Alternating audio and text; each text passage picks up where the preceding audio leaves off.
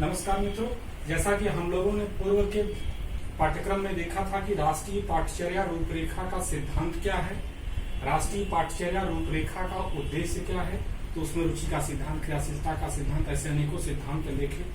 इसका उद्देश्य राष्ट्रीय विकास, राष्ट्रीय लक्ष्य को प्राप्त करना, शारीरिक विकास, नैतिक विकास, तमाम तरह के बिंदुओं को हम लोगों ने पूर्व के वीडियो में, पूर्व के पाठ्यक्रम में पढ़ चुका है।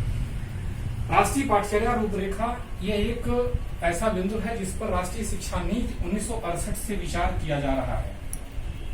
समय समय पर राष्ट्रीय पाठ्यचर्या की एक रूपरेखा, एक फ्रेमवर्क सामने आता है और उसी फ्रेमवर्क के माध्यम से एनसीईआरटी अपने पाठ्यक्रम में संशोधन करती है और उसको इम्प्लीमेंट किया जाता है। 2005 से पहले राष्ट्रीय शिक्षा नीति, राष्ट्रीय पाठ्यचर्या रूपरेखा 2000 प्रस्तुत की गई थी, लेकिन तुरंत राष्ट्रीय पाठ्यचर्या रूपरेखा 2005 जो है वह अपने एक बृहद रूप में सामने आई और इस समय राष्ट्रीय पाठ्यचर्या रूपरेखा ही सबसे प्रमुख है। इसी के आधार पर हमारे यहाँ बिहार में बीसीएफ 2008, बिहार पाठ्यचर्या रूपरेखा बीसीएफ 2008 भी इस समय चल रहा है। राष्ट्रीय पाठ्यचर्या रूपरेखा 2005 में जो रूपरेखा दी गई है, जो एक फ्रेमवर्क दिया गया है, आप इस फ्रेमवर्क पर ध्यान दें तो शिशु शिक्षा 2 वर्ष तक कक्षा में प्रवेश से पूर्व की शिक्षा है। शिशु शिक्षा में पढ़ने, लिखने और अन्य विषयों के शिक्षण का कोई महत्व नहीं है। यहाँ पर पढ़ाई का कोई लेना देना नहीं है। केवल बच्चा खेलता है, बातें करता है, जिस तरह से हमारे यहाँ आंगनवाड़ी कार्यकर्ता के लोग इसी प्रकार की शिक्षा में संबद्ध हैं।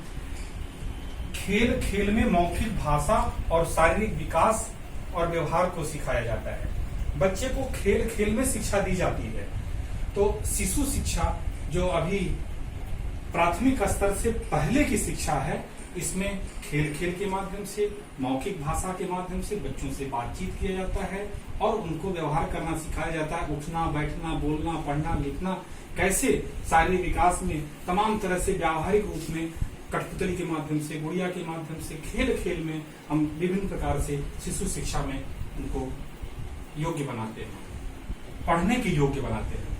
प्राथमिक स्तर ये 5 वर्ष तक चलता है। पूरा प्राथमिक स्तर 5 वर्ष तक, कक्षा 1 से लेकर के 5 तक की जो शिक्षा दीक्षा होती है बच्चे की, उसके अलग अलग भाग हैं।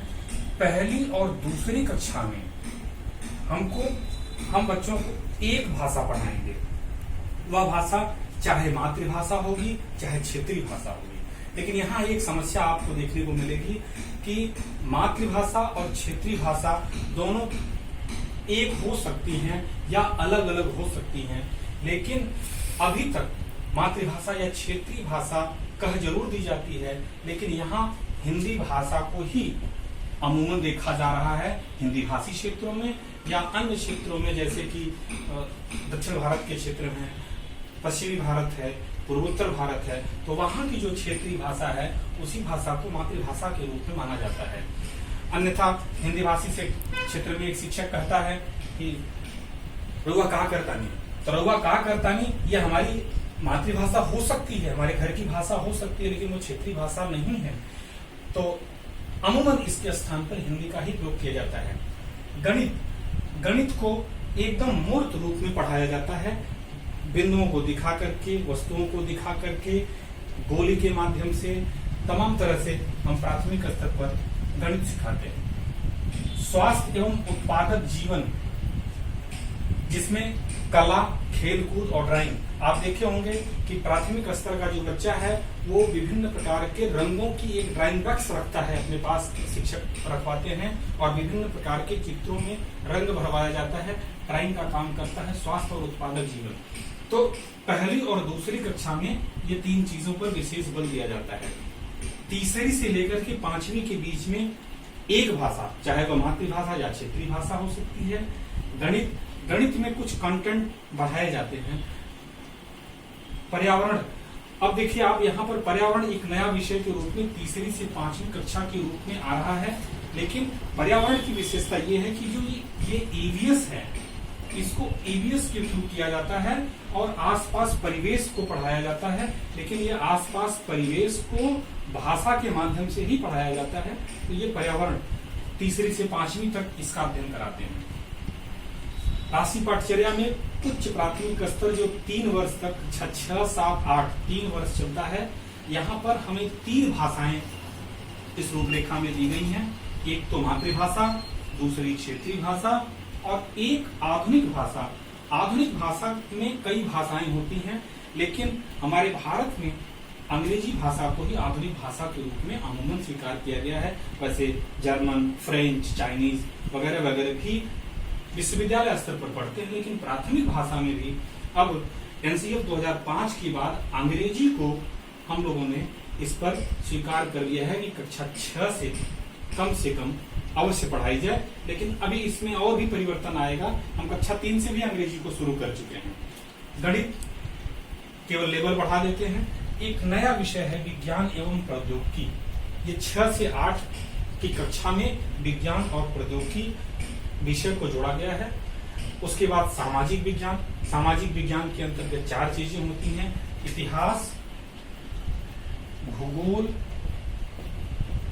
नागरिक शास्त्र और अर्थशास्त्र। इसमें इतिहास, भूगोल और नागरिक शास्त्र में विभिन्न प्रकार के जो विषय रखे जाते हैं।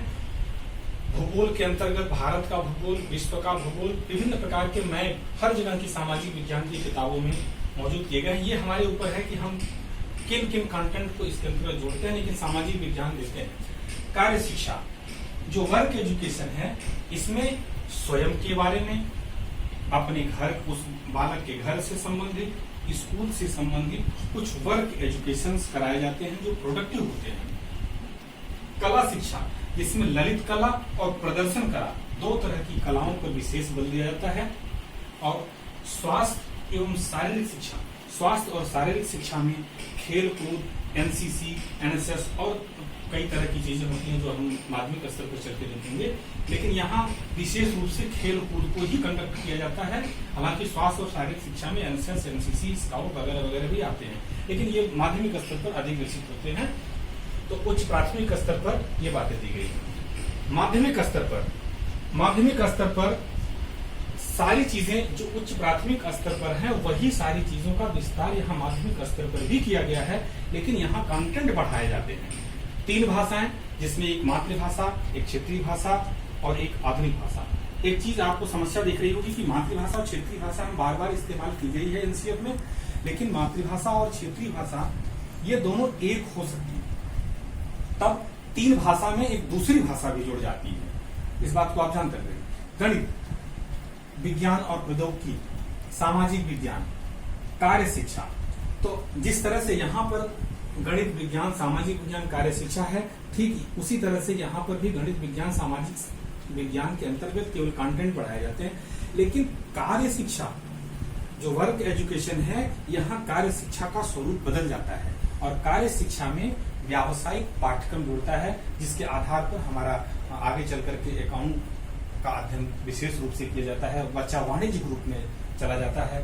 तो माध्यमिक स्तर से भी यहाँ पर मतलब भी काम करने की तरफ बच्चा जो है उत्सुक हो जाता है इस विषय को लेकर के। कला का स्वरूप अब विस्तृत हो जाता है। ललित कला, दृश्य कला और प्रदर्शन कला, 3 तरह की कलाओं पर विशेष रूप से बल दिया जाता है। स्वास्थ्य और शारीरिक शिक्षा माध्यमिक स्तर पर चलकर के बच्चा चूंकि किशोरावस्था को प्राप्त कर चुका होता है, और यहाँ पर इस रूपरेखा में स्वास्थ्य और शारीरिक शिक्षा में कई विषय जोड़ दिए गए हैं। खेल कूद में विभिन्न प्रकार के खेल आयोजित कराए जाते हैं। योग एक नया विषय जुड़ा हुआ है, और इस समय योग एनसीएफ 2005 में योग की महत्ता बताई गई। एनसीसी माध्यमिक स्तर पर एनसीसी के कैडेट कोर बनाए हुए हैं। एनसीसी के माध्यम से स्वास्थ्य और शारीरिक शिक्षा को दिया जाता है। एनएसएस के माध्यम से बच्चों को स्वास्थ्य और शारीरिक शिक्षा दी जाती है। स्काउट गाइड जो लॉर्ड बैटन पावल का है, स्काउट गाइड का प्रशिक्षण दिया जाता है। उसको पोषण और कुपोषण के संदर्भ में शिक्षा दी जाती है। और अभी एक और विषय, बहुत अच्छा विषय है, जो है सैनिटेशन। अभी आप लॉकडाउन की स्थिति में, कोरोना जैसी महामारी में देखें, सैनिटेशन ये हमारे एनसीएफ 2005 में ये कंटेंट के रूप में रखा हुआ था माध्यमिक स्तर पर। सैनिटेशन, जिसमें स्वच्छता और संरक्षण पर बल दिया जाता है, तो सैनिटाइज करने की बात कही गई है, सैनिटेशन। रोगों की रोकथाम, prevention is better than cure, तो रोगों की रोकथाम कैसे किया जाए, तमाम प्रकार की रोकथाम भी स्वास्थ्य और शारीरिक शिक्षा में होते हैं। प्राथमिक चिकित्सा, बच्चे को प्राथमिक चिकित्सा जो घर पर शिक्षा दी जाती है, चिकित्सा की जाती है, घरेलू उपचार के माध्यम से प्राथमिक चिकित्सा की बात की जाती है। यौन शिक्षा, ये अपने आप में एक नया विषय है। हालांकि एनसीएफ 2005 में यौन शिक्षा का बिंदु रख दिया गया है, लेकिन इसकी गणना अभी तक न के बराबर है। यौन शिक्षा का पाठ्यक्रम तो माध्यमिक स्तर पर भी भारत में सफल अभी नहीं हो पाया है। तो एनसीएफ 2005 में आपको कम से कम 3 तरह की बातें आती हैं, जिसमें 1968 की शिक्षा नीति से जो शुरू हुआ, सन 2000 की राष्ट्रीय पाठ्यचर्या, 2005 की राष्ट्रीय पाठ्यचर्या, बीसीएफ 2008, और उसके बाद अब एक नया स्वरूप में हमारे पास नेशनल पॉलिसी के रूप में आती है, तो शायद कुछ परिवर्तन हो, लेकिन अभी एनसीएफ 2005 ही सबसे प्रमुख रूप से चल रहा है। और इसकी रूपरेखा में शिशु शिक्षा, प्राथमिक स्तर की शिक्षा, उच्च प्राथमिक स्तर की शिक्षा और माध्यमिक स्तर की शिक्षा है। और इसी तरह से पाठ्यक्रम हमारे यहाँ एनसीईआरटी के द्वारा और एससीईआरटी के द्वारा बनाया हुआ है, और हम इसी पर अभी तक अध्ययन अध्यापन का कार्य कर रहे हैं। धन्यवाद।